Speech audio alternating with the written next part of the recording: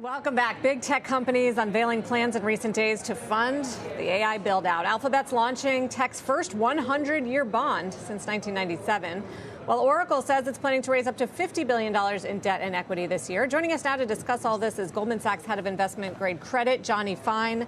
Welcome. Perfect time to have you here. So how's the market absorbing all of these financing needs? Well, the short answer is incredibly well. The Oracle financing priced last Monday, the debt component of it, that was a $25 billion debt financing that had the largest order book in our market in history. Clearly digested very well. I think the market viewed Oracle as having drawn a line in the sand with respect to its balance sheet and how it expects to fund for the remainder of the year. When we flip the clock forward to this week, we saw incredibly robust demand for Alphabet, both in the dollar market on Monday and then also in the sterling market on Tuesday, where they issued the largest sterling deal that had ever been done in the capital markets. And they issued a very large Swiss franc denominated bond deal as well. Also the largest non-domestic Swiss deal that was ever done in the market. It's been quite a run, and it's been like a real pleasure and an honor to represent these companies. Who's buying all this debt? Oh, it's an incredibly broad array of institutional investors around the world. I think on the Oracle deal, there was close to 3,000 line items in terms of investor participation. Obviously, the international markets don't have the same breadth or size as the US, but these are very robust, very broadly distributed securities to largely an institutional investor base. Does the market draw a line in terms of who can do this, or how much, or what the balance sheet looks like? There's all of these capital markets are open to the full range of investment grade borrowers.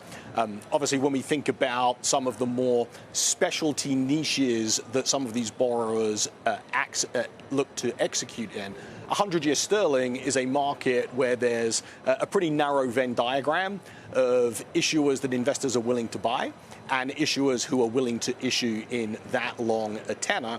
Obviously, Alphabet and many other long-standing, large-cap, very well-rated companies will continue to have access to that market. I'm not convinced there's going to be an enormous splurge of 100-year activity, but we've seen over time a lot of activity in 100-year dollars. This is the first, as mentioned, tech deal in 100-year sterling.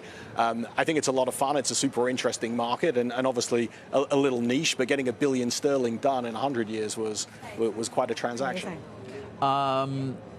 The capital needs of some of these companies are seemingly endless. Many of them generate, or at least used to generate, a lot of free cash flow. Not as much anymore, if that at all. But I just wonder, given what a good time it would seem to be to borrow, do you encourage them to get back into the market sooner than they otherwise would?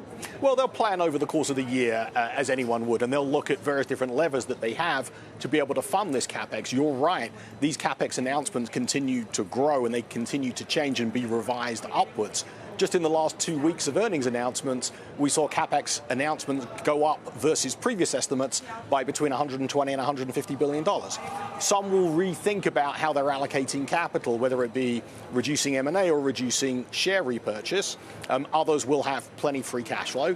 Others still will find a need to be able to go to the debt capital markets, and they'll look to do that in a way where they can support their credit ratings and existing leverage. And so, of course, credit conditions right now are very affable. They're affable in the US.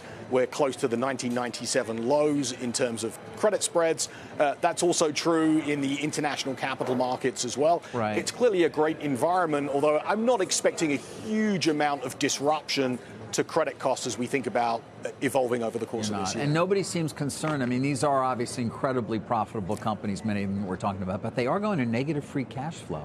I mean, it's something I think few of us would have anticipated seeing, certainly in 2026.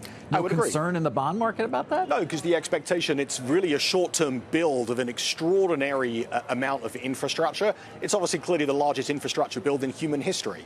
And there will be some companies who will go into deficit in the short term as they pay for that build, with the payoff in subsequent years, whether that 2, 3, 5 years forward, looks to really pay down that leverage and get into a much more robust free cash flow position. Meantime, overall, you remain quite dovish on rates in general, yes? You think the 10-year maybe goes into the threes? Yeah, I still think that we can see 3.5% in the 10-year later on in the year. I think it's a combination of two factors. One, I agree with what David Heinen was saying yesterday. I think there'll be 4 cuts over the course of this year. They'll be back-end loaded. My view is that the first cut will be in June. That's obviously not in line with Jan Hatzius and his team. I'm more dovish than they are. And that's simply because I think that with Warsh coming in as Fed chair, I believe that the Fed will move to a more anticipatory stance when it comes to making monetary policy decisions.